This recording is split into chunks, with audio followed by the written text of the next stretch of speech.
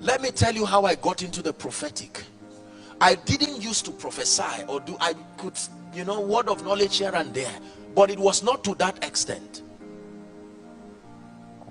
One night I was watching the video of William Branham, a man that had been so criticized by the body. People criticized him that at the end of his life he went into heresy. Yes, truthfully speaking, there were adjustments, things here and there that I personally have reservations about. You see, the ability to adapt is your proof of honor. You must adapt to people's weaknesses and limitations. Elijah was a temperous man, but Elisha endured it to receive the grace. Waiting for perfect vessels to transfer grace for you, you will never find one. Adaptation is proof of honor. There were many things that were done by the great prophet that I have reservations for. I may not bring them to the ministry, but that's too small a reason to not open up my heart and receive. When I returned back, the dimension of the miraculous that I stepped into surprised me. I said, what is this?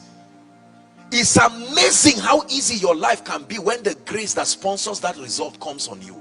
And it is amazing how hard your life can be when the grace that is allocated for the result you seek is not on you. We're wrapping up. I'm praying 2 minutes, 3 minutes, and we're done. But it's important to establish this so that the prayer will be able to find a place in our hearts.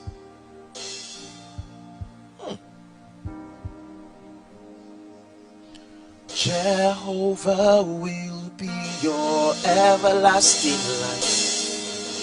He'll be your glory, your strength, and your sight. The light of the moon will be like the light of the sun, and the light of the sun will shine 7 times as bright.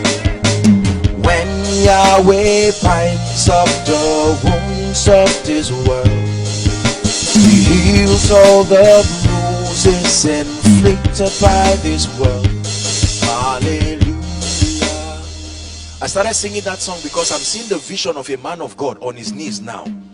I'm seeing the vision of a man of God. You are a preacher, and I'm seeing you on your knees crying and saying, Lord, I've desired an impartation. I want you to know that your life is about to change. Please give me a little volume. You see, when I was watching William Branham, and I was just looking, he was an interview just like this, and I stayed with my heart broken. I said, God, look at this servant of yours. How come people cannot see the compassion and the humility?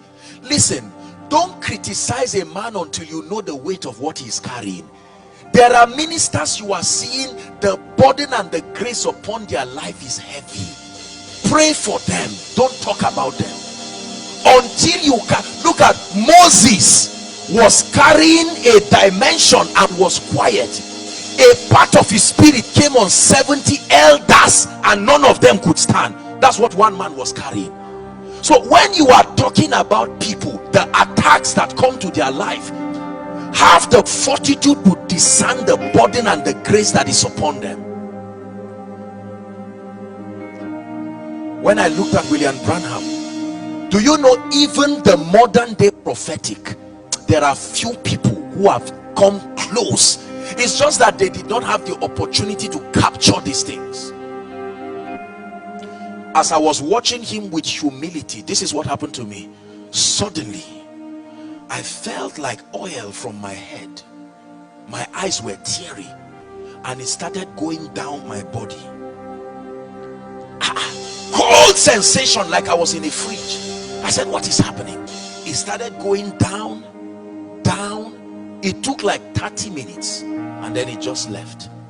The next meeting I went to, and the heavens opened. Lord, what is this dimension you are bringing me into? Honor.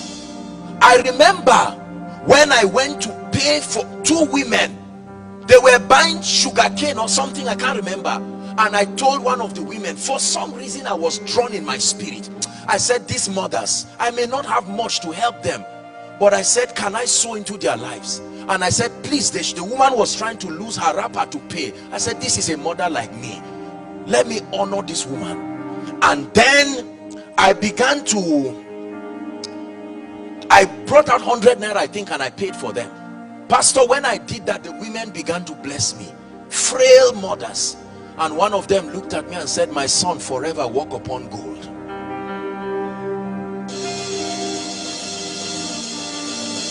So when I say I'm a product of many anointings, it is true.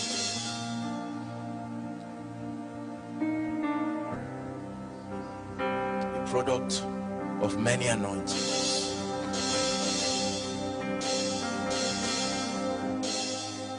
I had the opportunity, by the grace of God and the privilege of God's grace, to honor the man that began the first official mentor in my life that I shared with you, that began to train me in the seminary.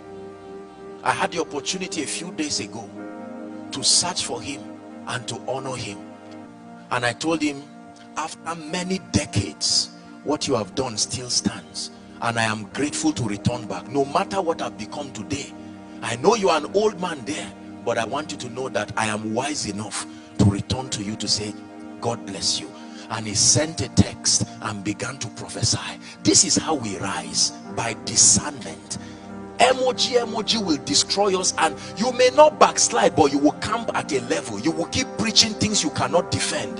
The grace dimension to defend your spiritual propositions is not there. And this is a generation that needs proofs.